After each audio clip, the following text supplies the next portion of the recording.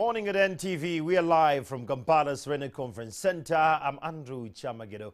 And this conversation about last evening where the President Yoweri Museveni extended the lockdown by 14 days as part of measures to fight COVID-19. He also unveiled some measures to ease the lockdown, allowing the mechanics, carpenters, lawyers and others to reopen. To talk to us about this, we have Honorable Matthias Simpuga, the Masaka Municipality Member of Parliament, and of course we'll be joined by John Walgembe online and an economist who says that the President of the Federation of Small and Medium Enterprises. But before going into that conversation, with me I have Walunyolo Ivan Kamana in Entebbe to give us a picture of the reactions of people in Entebbe. Walunyolo, paint for us a picture of what befell Entebbe after the presidential address last night. Well, a very good morning to you, Chambaga, and our audience. What I can tell you is that, first of all, the people were aware that the president was going to make an extension, just like you saw some information that leaked earlier on social media, that 14 days were going to be extended. But what was so more important, I think, for them, actually I interacted with some of them after the presidential address, and they were expecting that the president would ease some of the directives that were issued in the lockdown. For example, the issue of the curfew, that seems, there is some progress that has been made. They expected that the president was at least going to extend the curfew time to maybe 9 p.m. in the night.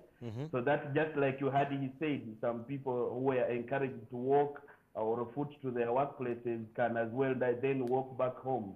They also noted one thing about him allowing the garages to operate. They said, now you cannot have the garages working when the spare shops, the shops that sell spare parts, are still locked. So they were, saying that the president was supposed to consider such shops to as well open, so that the people who are working in garages can as well buy the spares in their shops. They also talked about the issue of, the borders, of course, and the other public means being still locked down, not allowing them to operate. And that was a score for him as well, because they also say that would not be fine if he said maybe borders to as well operate. Then also the food shops, the wholesale shops, I can say, it was a good move, because some of these manufacturers are now lacking people who can buy their things in bulk, and say that was as well a score for the president.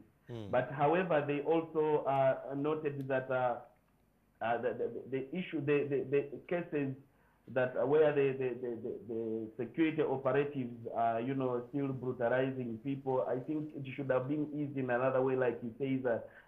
Often many times that, people who have pet cases, people even if they are working at night, but they can explain themselves. Some of them, work for long distance, and say security should be allowed, that people who have substantial and, vivid reasons to provide can as well move, because some of them, like he has said, should now walk. You are going to find, along the roads in the evening, some people have gotten up, by time and have to walk back in their homes. Okay. Well, thank you so much. That is Ivan Kamana Walunyolo in Entebbe, giving us an insight of what the reactions was.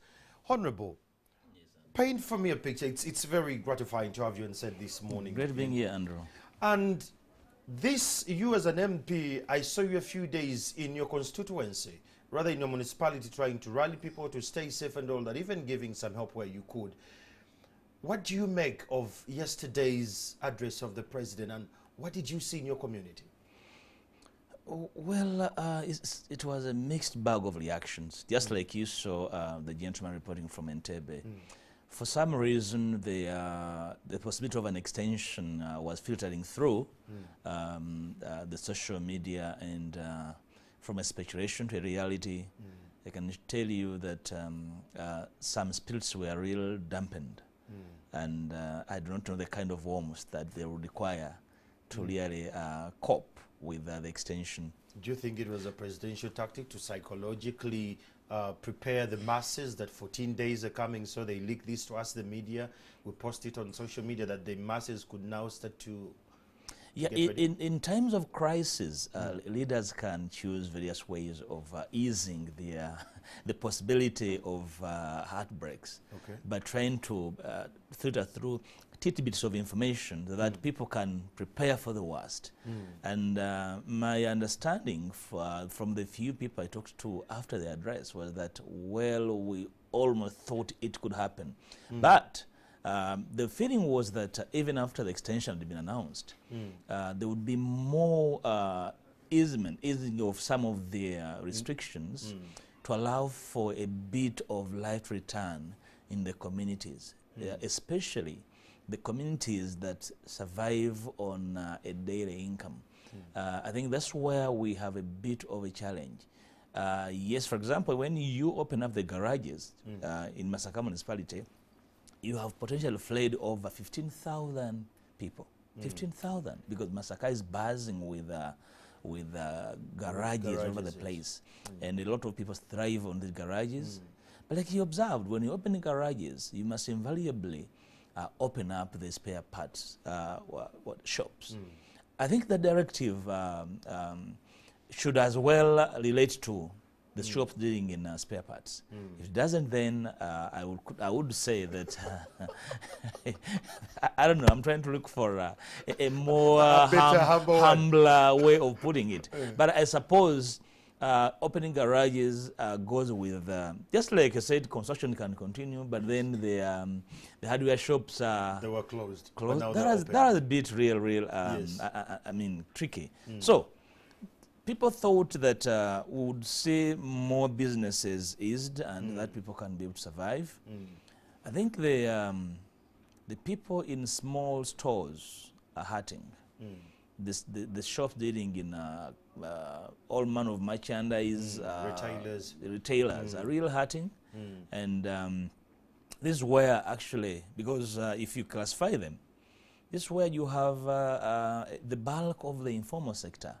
And this hit them like a sad, really. And coping with this, it's going to take a few days for them to cope. And then the reality will sink in that actually the country is dealing with a problem.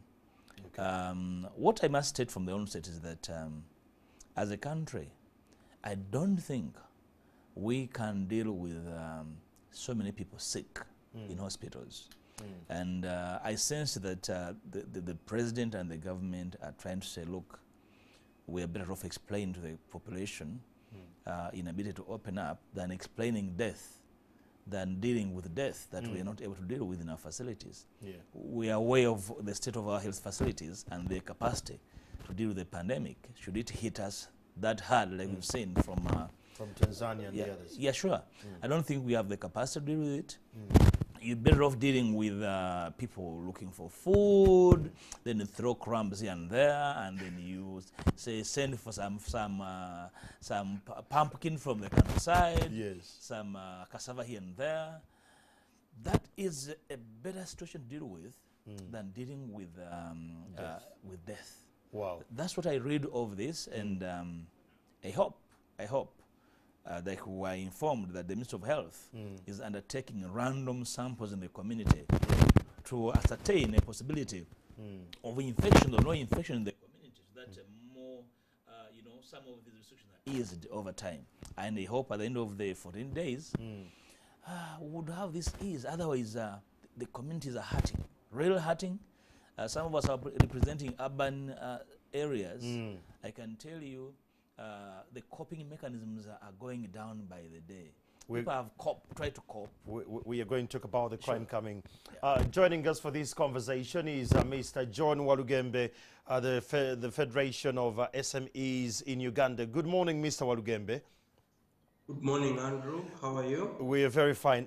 Just as you came in, the Honorable here was trying to submit something to do with businesses, how they are hurting, especially SMEs, where you happen to be the president.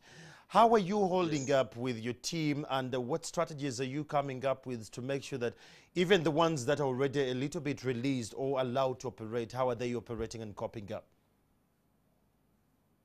Okay, so this is a very difficult scenario, and we appreciate the delicate balance that the president has to navigate between public health and livelihoods. And in his initial addresses, you would see that his main focus was on the public health aspect of things, wash your hands, social distance, and so on. But now we are seeing him starting to relax and offer relief to businesses by releasing them to go and work. I think this is a first step because, as you know, most of these small businesses, if they don't earn money, they don't survive. They don't have savings. They don't have facilities. They don't have bank facilities that can help them navigate a time like this when they don't have any cash flow. So it has been a very difficult time, and we are happy that government is attempting to release them to go back and work. Of course, there are some challenges still, but we are generally happy that government is starting to take our call seriously to lift the lockdown in a phased manner. Can they survive the extended lockdown? Yes, please. Can they survive the extended lockdown, your people, the SMEs? Well, I think they have to survive, and for those that have been given the opportunity to go and work, and we are happy with the selection, mechanics, hardware dealers, wholesalers, metal and woodwork operators. I think what the president missed were the tailors, because his assumption is that all the face masks will be made by night, which is not practical. I think what he should have done would have been to also release the tailors. Okay. We understand that. So, who is winning or benefiting in all this? When you look at the entire approach of the president, of course, when he says these essential workers should be released.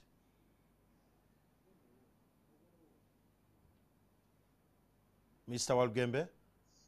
Yes, please. Sorry, I didn't hear the last question. Who is winning and benefiting in this lockdown, especially with SMEs?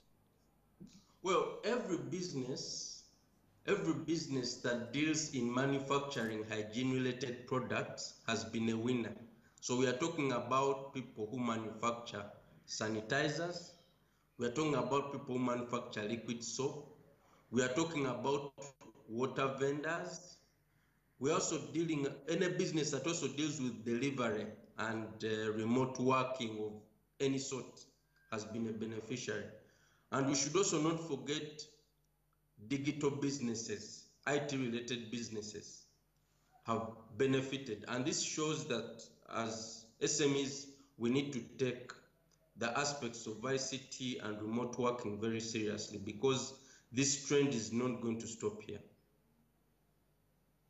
Still here with us at Morning at NTV discussing SMEs and, of course, what is on the ground with regards to the COVID-19 address measures given by the president yesterday. Honorable Matthias Simpuga, you come from Masaka. Yes. Masaka is a neighbor to Mutukula, if I should say. It's a gateway to Kampala. And your municipality was among those that were labeled vulnerable. How are your people coping up and how are you helping them? Well, truthfully speaking, Masaka is vulnerable because we are situated in the middle of about almost 10 districts that connect each other and astride the lake. You've heard of situations where people have been crossing through Lake Victoria from Tanzania, yes, illegal of course, Rwanda and Kenya, and this actually heightened the levels of vulnerability of this region. The COVID team in Masaka has been working hard, and the regional referral was prepared to deal with cases. I have been meeting and speaking some of these, the team, the doctors working.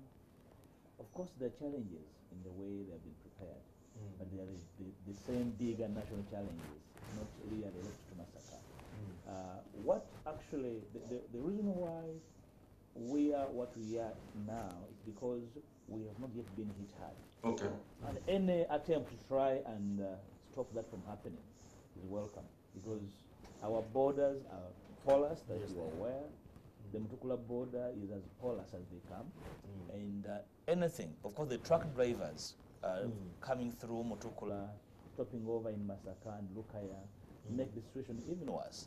So looking at how truck drivers and their entire itinerary dealt with is very critical to the survival of our people. Of course, the other welfare issues still remain dicey because Masaka, the reason why we are giving out food in Kampala and Wakiso and parts of Mukono actually apply to Masaka. People were left jobless because of the lockdown in Kampala actually exist in Masaka, but we have not had efforts from government to offer the relief. However, I must be thankful to the political leaders and the business committee in Masaka. We did some harambe and mobilized some food that have been distributing over the last weeks. But yesterday I was told the stores have actually run dry. And when they ran dry, then we have an extension. So we're back to square one. There is something that took my attention in today's Daily Monitor, where they say that there is a lot of intrigue at the district levels and the entire municipalities and places where leaders are clashing. How have you managed the clashes between the COW, the RDCs, and of course you, the MP, and you come from opposition? And how have you given the leadership role at this critical moment? I must state that personally, I know my lanes and I keep my lane. I am in a constituency that is real a hotbed of political activity. We have an RDC who was my rival in the last election, and he's tried to keep his discipline despite the differences.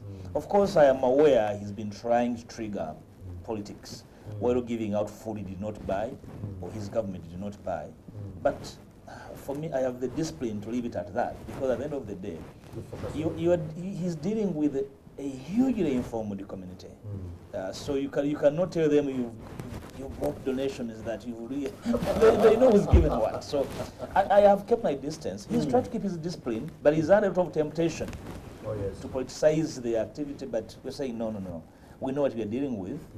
The other teams too are trying to do their job. The other political leaders have tried to keep the discipline. So, of course, save for a few outliers that believe this is the time to really show their presence, but you do not see that happening in Masaka. Masaka probably is different. So we've kept our lanes. You've kept your lanes to make sure that there's no confusion while dealing with this potential catastrophe in our community. So I encourage the other political leaders to try and as much as possible to work together. But also encourage government in particular, and in particular the NRM people, not to see this as an opportunity for them to be all over the place and end up making fatal mistakes. I have seen it in Kampala here when they're distributing food.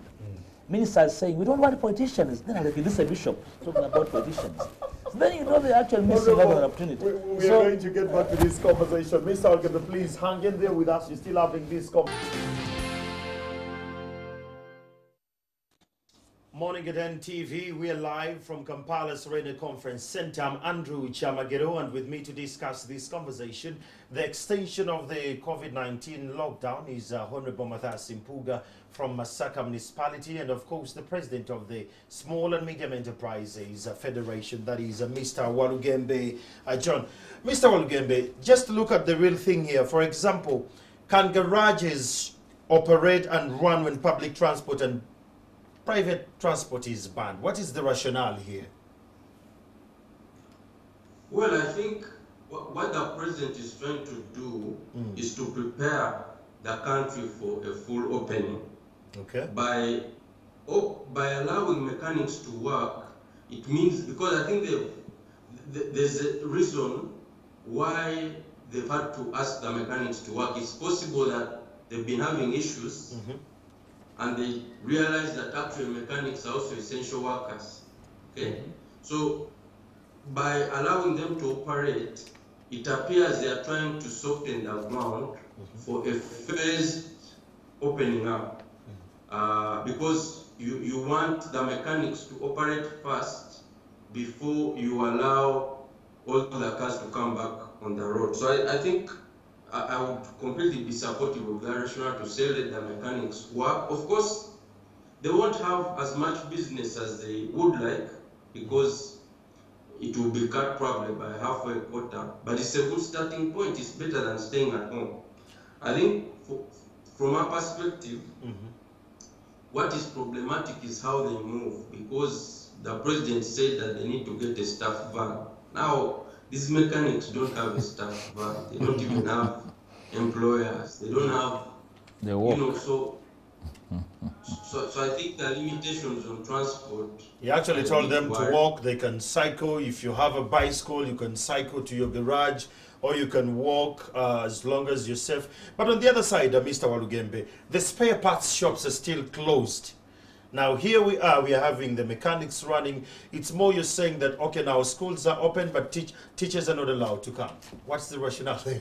That's what we're trying to add.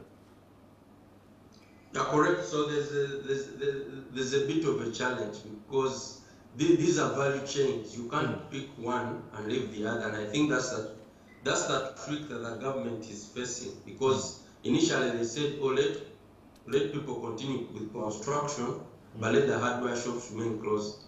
Now the hardware shops are open, and the same story will apply to the mechanics.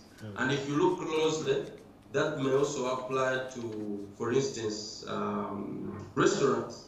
You know, there may be things that they need that they can't access because not everyone in their value chain is open. But I think from our perspective, this is a starting point, and hopefully after 14 days, they'll ask more sectors to open and more sectors to open, and before long the economy will be up and running. So wouldn't want to be extremely critical, want to be appreciative that the first step is being made and the recognition is being made that people in the informal sector need to get back to work.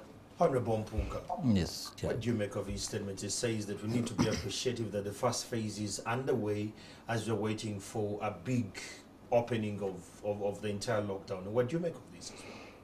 I think he's making a point, because I agree, even the bigger economies are not opening anymore. Perhaps what was not properly filtered was the value chain.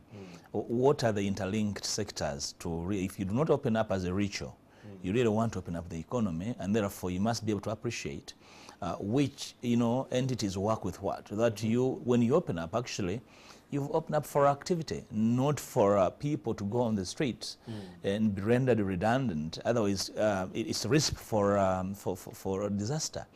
You're having young people from the garages unable to properly function. It's akin to really, throwing wolves into a sheep, whatever, So you want to make sure that the value chain is complete. Maybe not fully complete, but you see, garages and spare shops are actually twins. These should really work in tandem. But I agree that opening up is going to be in a series, and over time, we should be able to see more entities, more sectors opened up. Perhaps for me, the more dicey one was the law fraternity, legal fraternity, to which I belong. Legal fraternity. I do not know whether the president was helped to understand how the legal profession works. I'm sure he's aware, and he was advised by the technical team. Yeah, because people hire lawyers for a reason, and the lawyer-client relationship is not random. It's cultivated.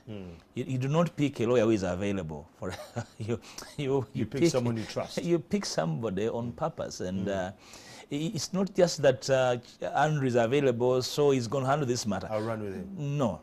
The purpose for which people hire lawyers is various, and therefore, I don't think that was well advised.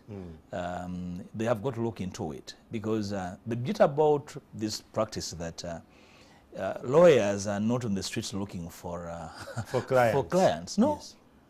But lawyers are in their law firms, either dusting client files, doing the research, and you only go to court because you must be in court anyway. Yes. Matters are scheduled. You don't simply go to the corridors and say, I am here for my file to be called. No. They're scheduled, and you go to court aware, save for matters where you say you're going for bail. we're going to for an injunction and stuff. So the whole idea of legal practice, I think, was it was misfired. Misfired, and it won't happen. Mr. I'm waiting for Walugembe. the president to... Mr. Walugembe, what do you make of the legal fraternity? Only 30 legal brains to be allowed as and when they're needed, that they should operate. So I would agree that I don't see the rationale for this, because it appears, and I'm not a member of the Law Society, but I can speculate that the president of the Law Society and these people negotiated, because maybe for a particular number to enable them to move and so on. But 30 slots for lawyers across the country, I think, does not help at all. This is for administrators of the Law Society, if I can assume. Because if you say all insurance operators should go to work, but only 30 lawyers should be allowed, I don't see that. Because insurance right now, if I look at it critically, if economic activity is low, then I don't think many people are filing claims and so on and so forth, or they are paying their premiums. So if you allowed the entire insurance industry to go back to work, it would have been prudent to ask the lawyers to also go back to work. Because 30 lawyers, how do you distribute that across the country? It's difficult. Very much so. Well, there is a story we ran yesterday of Mr. Kajirita. His task is entirely to trace and track the COVID patients and their contacts. We spoke to him about the lockdown, the extension, and he was so much grateful about it. Let's take a look at it.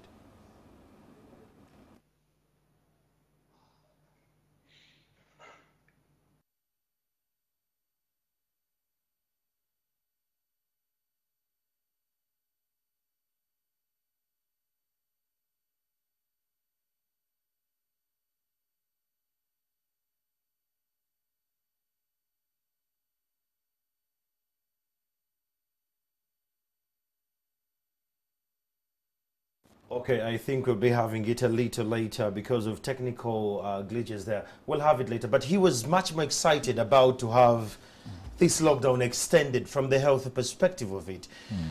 Honorable Mpuga, when you look at the communities where we come from and the population, do you think the masses are now well versed with the current pandemic we're dealing with? Are they mentally ready for this, and psychologically, do they now understand the war we're at as a nation? My sense from the Masaka municipality sample, if we're going to take that as the sample, yes, my sense is that the population is well abreast with what the pandemic is about. And first of all, the scare about the whole pandemic would make anybody alert and seek information. Secondly, the information has been well localized, so to say, that it's not difficult to understand the whole idea how the virus spreads. I think the information is available. The only challenge, of course, is that we are dealing with an already desperate community that really is out to survive. And therefore, we have to do a lot of information dissemination. And of course, over time, this is my take, over time, the health sector will have to prepare this country to... For any other strain? To live with this virus and prepare the health sector to treat, to deal with the matter, because you do not see a lockdown spanning the whole year. 6 months will actually bring this country to sneeze, you know, because take an example. You talked about the challenges in food distribution earlier on.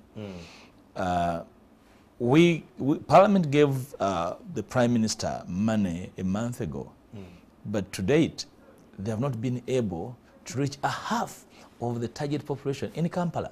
Vulnerable. The vulnerable. So do you see this being done over 6 months, and you do not see people on the street looking for food wherever it is, in one way or another? So it's a challenge. Therefore, the planners of the health sector need to go down and think outside the box. Think outside the lockdowns as a total remedy, because it is not ultimately sustainable.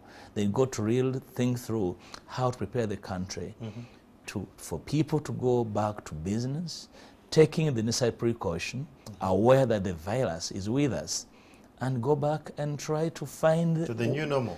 Yeah, a new normal, that we live in an environment awash with a dangerous virus. Otherwise, if you lock down this country for 6 months, I can tell you, lives will lock down. And you do not have an idea of how a person who is desperate can behave. So you don't want to imagine desperation of an individual. People will lose jobs. All the jobs have been lost. Yeah.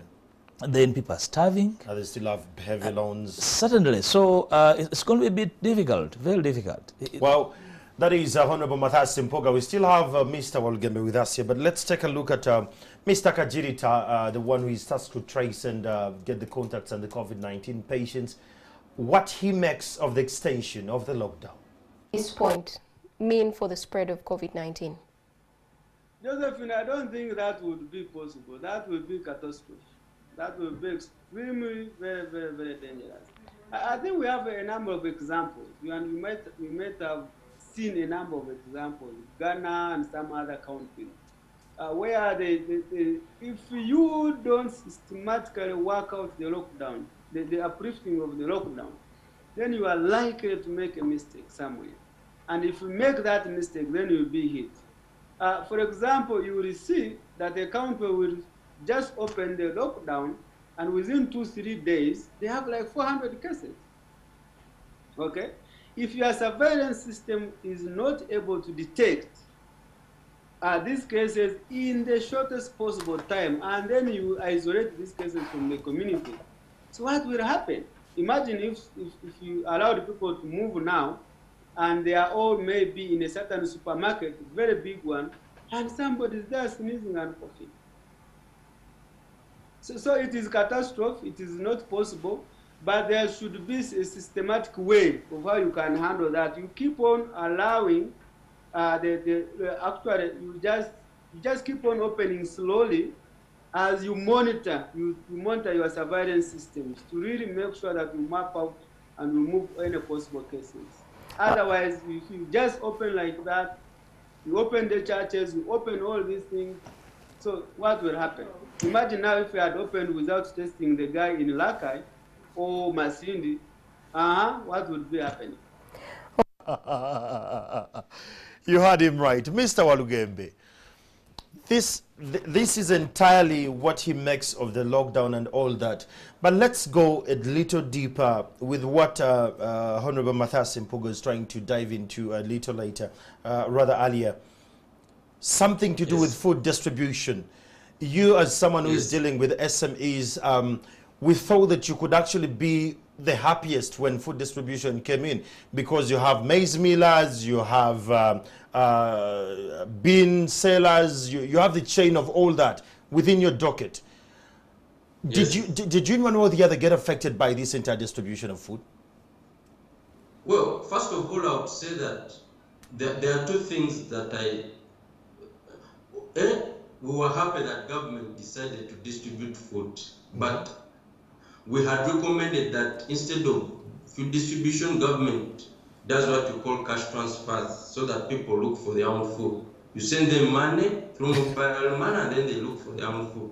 Interesting. That would have been an easier way, in our opinion. But government adopted a strategy of distributing food, and we thought that was still good enough, because it shows that government cares for the people who are less fortunate. But looking at the process now, we can identify two things. One is the issue of procurement and standards. It appears that the process of procurement was very unclear. That's why you saw there's the corruption, there's inflation and things of the sort. And then it focused on the bigger companies, you know. So if you have a tender like that and you want to give it to only 1 or 2 companies, then you're going to have problems. Better you democratize so that people benefit from the misfortune that the country has has experienced. And then the other issue was about logistics. Who distributes? In the UK, they have relied on Amazon because Amazon has a very elaborate distribution network, and they have used it very effectively to distribute things, personal protective gear and things of that sort. So for me, I would have allowed a private operator who is experienced in logistics to distribute. You just give him the list, you look at the national IDs, you liaise with LCs and so on, and then this company distributes, and then you pay them based on how effective they are. But at the moment, you can't be the one setting the policy, the one distributing, and the one evaluating. It becomes very hard. You're likely to find issues of conflict of interest. So I think the logistical processes could be improved A bit in challenging. the future. Thank you, Mr. Walugembe. Hang in there a bit. Honorable Mpuga, I could see you burning to just add on to what Walugembe was saying. The food distribution, Honorable. No, he just picked on an issue that I have discussed in a different fora with other people about the distribution of food, particularly portion beans. Then the entire equation of welfare during COVID does not equal to beans and portion, which is why I was pro cash transfers. Cash transfers would have allowed the domestic economy to benefit from this. For example, it's very dangerous not to redistribute income during this kind of crisis. If you give distribution and supplies to the big, to the big cuts, then your disadvantages, the SMEs, he speaks for. For instance, if you transfer cash, the locals are going to buy from Andrew's shop locally because they are beans that are grown from the localities and sold to the local shop. So you're some of the beans that are being distributed are imported from Malawi and other countries. Can you imagine? Yeah, that's for me is real unacceptable. But of course, it speaks to two things. That we did not envisage that there is need for this and therefore prepare adequately for potential relief. Because in a family that has, say, a baby, they need some 5,000 shillings to go and buy milk from the local dairy supplier. This baby will not eat beans. They will need an extra 5,000 to buy charcoal to prepare the beans.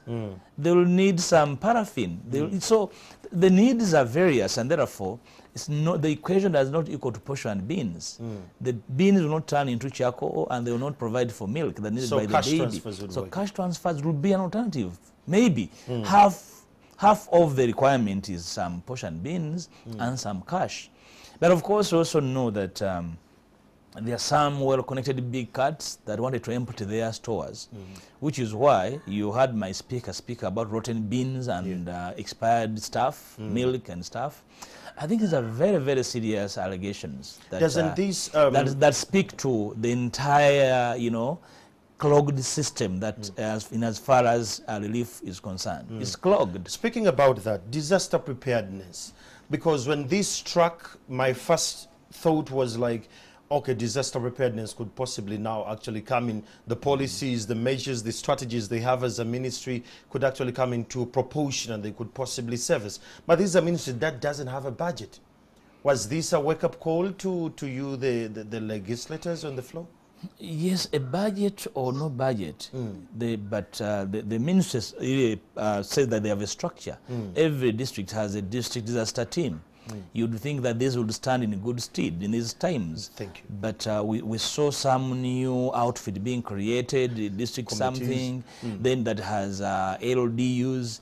People have never even handled a local flu into this, It's all just another crisis. If you have disaster teams at every district, this was their time to actually prove their worth and validate the existence, but would not see them acting.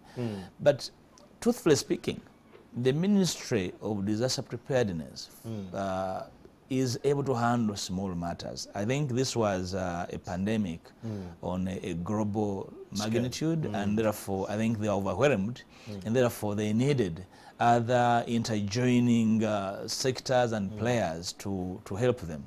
But of course, the other bit is that in other countries, you get the sense that there is no opposition, there is no ruling party in dealing with this problem. At some stage, we thought that the government would involve all stakeholders in discussing the best way. For example, you mean you were not involved as opposition? I have been involved in appropriation to some degree. Okay. But for example, what Mr. Ulugembe is saying, some of the challenges we find in the attempt to open up could have been envisaged a priori if there was involvement of other stakeholders. For example, if, of course, insurance companies are non-bank financial institutions, but you open them up when the people they're serving are actually closed. So you get the sense that there's not been enough involvement of key players from different sectors. The politicians think that actually the pandemic is the animal to skin, which is why they're messing up procurement, they're messing up relief, they're messing up everything. This is not an arena for political players. It's life. No, it's an arena for people that have the sobriety to balance between politics and life and the basic needs of our people.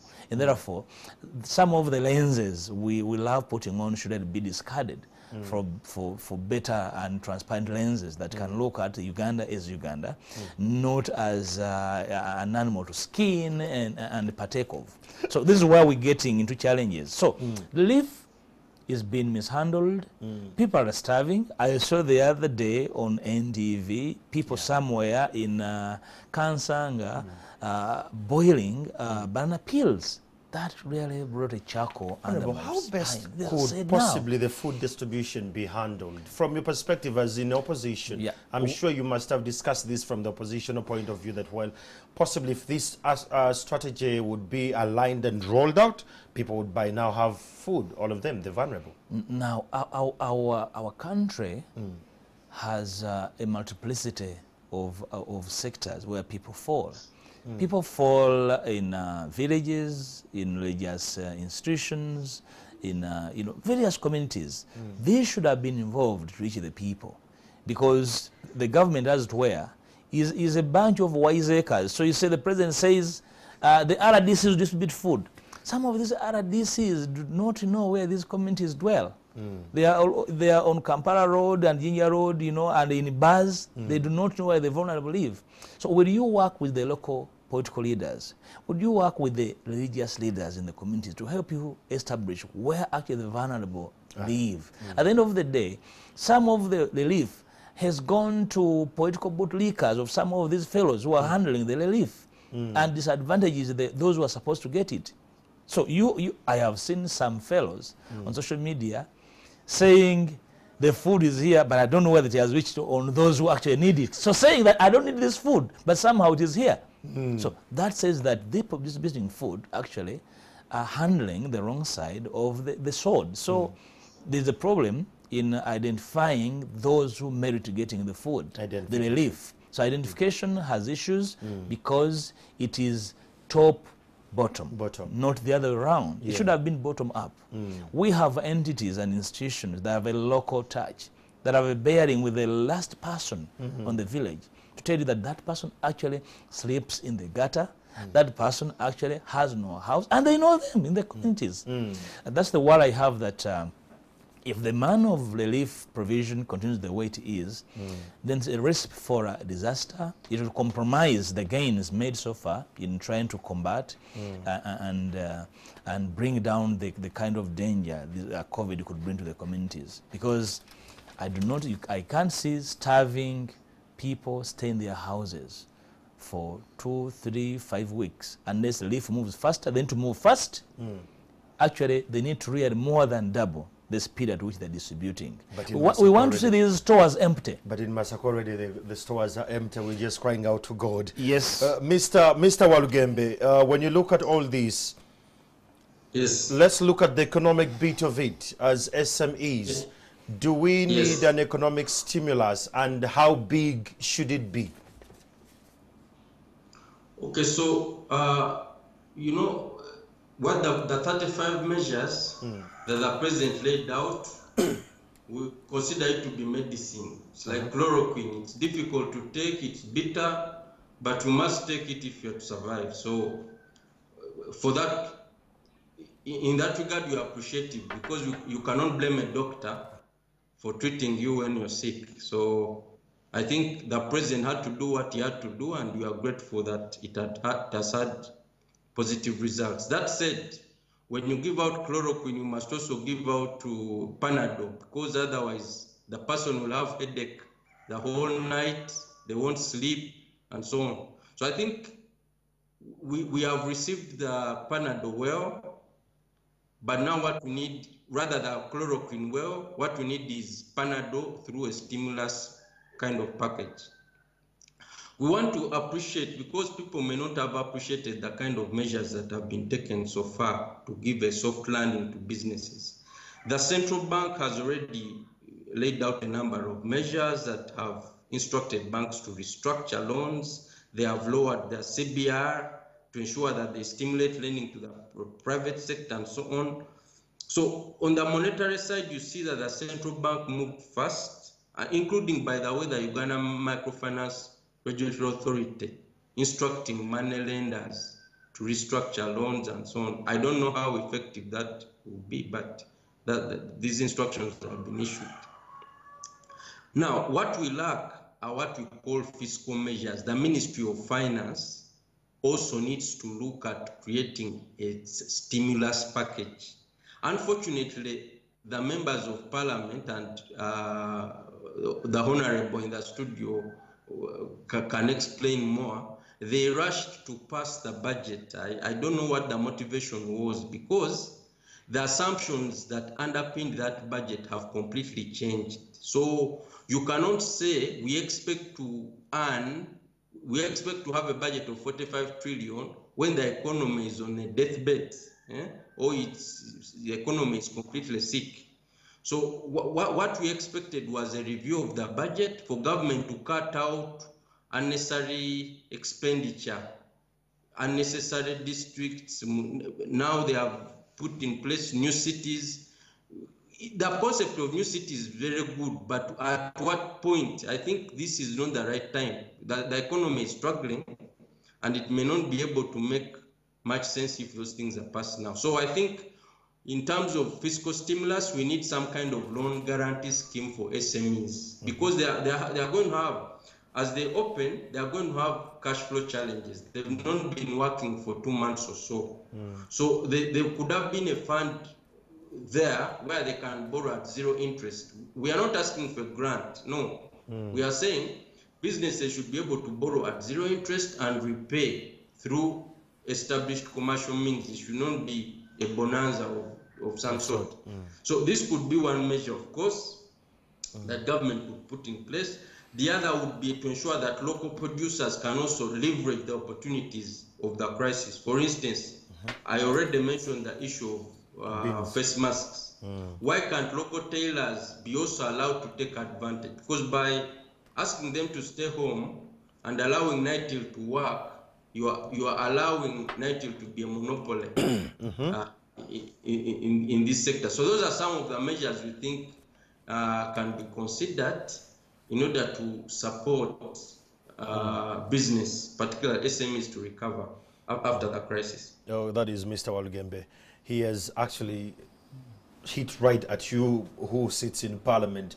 The motivation of the budget, possibly we thought it could have been recalled back, redrafted according to the current situation, and reset, but everything went a little bit bumpy-humpy. Yes, I'm very sure NTV must have reported the budget debate in Parliament. I am on record as having challenged the Minister of Finance to tell the country whether he's just landed at Entebbe and doesn't know that we've been sick and we are being battered. A sick and battered person will not take huge portions of posho. Perhaps will need softer food to recover, and then can start eating the hard stuff. Of course, the budget was at cross purposes with the happenings in the country. And I do not see, for example, the physical layout, that will involve collection of taxes. You cannot collect taxes from closed entities.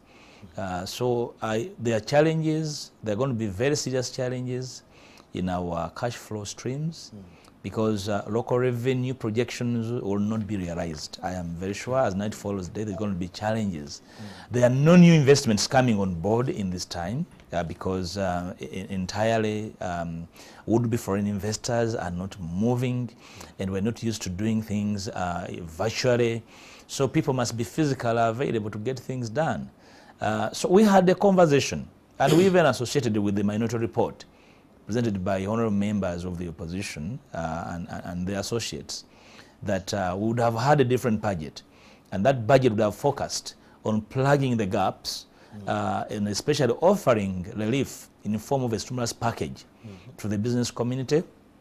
One, to make sure that they keep jobs, people keep jobs. That on top of creating new jobs, they are able to keep those that are available, because once they close, then the already serious unemployment problem is going to be made worse in the country. Two, we thought that part of the relief package would involve tax reliefs. We thought that the fiscal package as presented to Parliament for the next financial year does not help matters. We thought that we would see, for example, a slicing of the VAT threshold, say from 18 to 15 over time, and then be revised subsequently. The income tax thresholds for SMEs and others, including housing taxes. We thought that the ministry will come with a plethora of reforms that would really rhyme with the happenings. That didn't happen, and like Mr. Rugema has observed, we are likely not to have a match in our projections. So we are yet actually to get that package in place. So you can see so many private companies donating now, out of love and out of care. There will be a very big problem when today's donor is tomorrow's beggar. And that is because we've not planned for the eventualities after COVID. So perhaps I've heard the president say that all will be okay. Of course, as a president, he has a duty to keep the nerves of the business community intact. But that must be followed with action. Action that will actually offer guarantees that indeed these businesses will thrive and survive after COVID. Because you can see that if you close for 3 months, so you have no cash flow. So how will you guarantee that your employees are able to come to work? You're able to remit to NSSF. NSSF has offered relief to those who apply to it, but does not take away the obligation. Yes, dying today is worse than dying tomorrow, but eventually you'll die anyway. So I think a package of the form that we have advised variously is long overdue, because it's this package that will inform the decision of every entrepreneur whether actually they will continue in business. Because a mere package, to that package, everyone will domesticate that package to their situation and see whether it mirrors their aspirations, their current challenges, and the challenges of tomorrow. So we need it in earnest. We need it in earnest to be able to relate it to what company, individual enterprises are dealing with now. That didn't happen. So I agree with Mr. Orugembe that the budget as read is problematic. It still has workshops, travel to go nowhere, heavens no. So I have a problem with the whole conception of the budget. We discussed that in Parliament, but I think there was a bit of a hurry to have it passed because also we have legal challenges. We need to, the law is very clear on the timelines for the budget. But the Minister of Finance did indicate that yes, the law allows us to make reviews quarterly and otherwise. So we're very much ready to welcome that review of the budget, including moving of some figures, because workshops, travel, well, we're not going to the moon at least. So we need to have that money to sustain the local economy. We're unfortunately going into an election. An election year is a year of limited business activity because as it were, we are an uncertain political entity. Our democracy is a fledgling democracy with a lot of uncertainties, a lot of speculation. So if you couple this with COVID, then you have a problem on our hands. It's a mess. Yes, sure. Mr. Walugembe, as we're winding up today, what could be your last words to the SMEs and possibly a plea to the government? Okay, so first of all, I want to ask to thank the government for the work that they've done, particularly the health workers in stemming this crisis. It's not over yet, but we see a ray of hope, and for that we appreciate the health workers, of course, the Minister of Health and the President for his leadership. To the SMEs, I want to say that listen to the President's message, everything will be well, but I want to tell you that things will be tight. You tighten your belts. I think the President has a duty to encourage you, but I have to be honest with you and say the economy is going to be tough. Not just yours, but globally, because we expect some form of global recession. So tighten your belts, make sure that you improve the way you work, retain your customers, keep your cash flow, and make sure that you don't sit around waiting for the government stimulus package, because we don't know if and when it will come. Thank you. And then, of course, finally, I ask the government to put in place a stimulus package. This is not to say that government should not think seriously about a stimulus package for businesses. Okay. Thank you, Mr. Olgembe. Honorable Matthias Simpuga, as you're winding up today, your last words, especially to your people in Masaka and the nation at large. First, to send my gratitude to the health workers at the front line, including security, people in the security, the military at the borders and the rest. They're doing a good job. I am only wondering, I hope I'll be able to ask the Prime Minister in Parliament, why I have not seen police with protection gear. Yet we give them a budget. We thought this budget will offer protection gear to police and the army too. I've seen the officers and men moving bare, which is very risky. I hope this budget has not gotten legs and they walked somewhere else.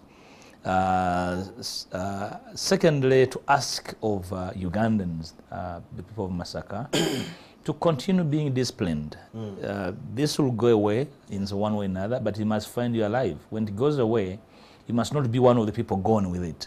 So we encourage our people to keep safe. Even when you think it's real tough, we need to really raise our toughest skins and be able to survive this challenge. But like I said, I observed earlier on, I want to implore the planners of our health sector to start thinking faster of how we are going to deal with this and live with it as a problem in the community by planning for more surveillance, prepare with these facilities to deal with the problem, because we can't afford a permanent lockdown. And to the political leaders to which I'm a part, so to offer the country hope that things will ease. Otherwise, if desperation creeps in, then we're going to be dealing with secondary problems of these kind of challenges. Otherwise, I thank you, viewers and NTV, for this opportunity to share with the country. Thank you, Honorable Matthias Simpuga. Well, that is the conversation we've had, and thank you so much. Those who have been online with us, who sent in a couple of tweets here and there, but today, before we actually wind it up, the couple of you who were born today, I will start with Joeria M on Twitter. He says, happy birthday, Rush Philo. And then Prince Ike says, happy birthday to himself. Today it is, excuse me, Little Josh. Wow, you were born on the 5th May 1998. And Patrick Kwarisima. Then Vitalis Wangonda says, happy birthday to my daughter Chloe. Then Oringa Isaac says, happy birthday, my brother Biarohanga Jackson. Stuart Katunji says, happy birthday to my mother Nalongo Victor Katunji. And Emanuela Ekist says, my mother was born today. Happy birthday to your mother. Luwama says, happy birthday to Musime Mole. Muyingo Joram says, happy birthday to himself. Happy birthday, Joram. Then Chirabo Kyla says, happy birthday. Brenda Kigozi. Maureen, happy birthday. And Sa Atwine, happy birthday to your mother. Well, this conversation can keep going on. You and I need to stay safe and sound. Stay home and stay safe. Wash your hands as many times as you can. Practice social distancing. And in case you identify any person with COVID-19-like symptoms, call the health workers or your leaders in your area, and they know the numbers to call and the measures to take. But for now, all we can say, we are going to go through this together. My name is Andrew Chamagero, and shortly after me, Mwasuza Mjay is coming up with Farida Nakas. Good morning.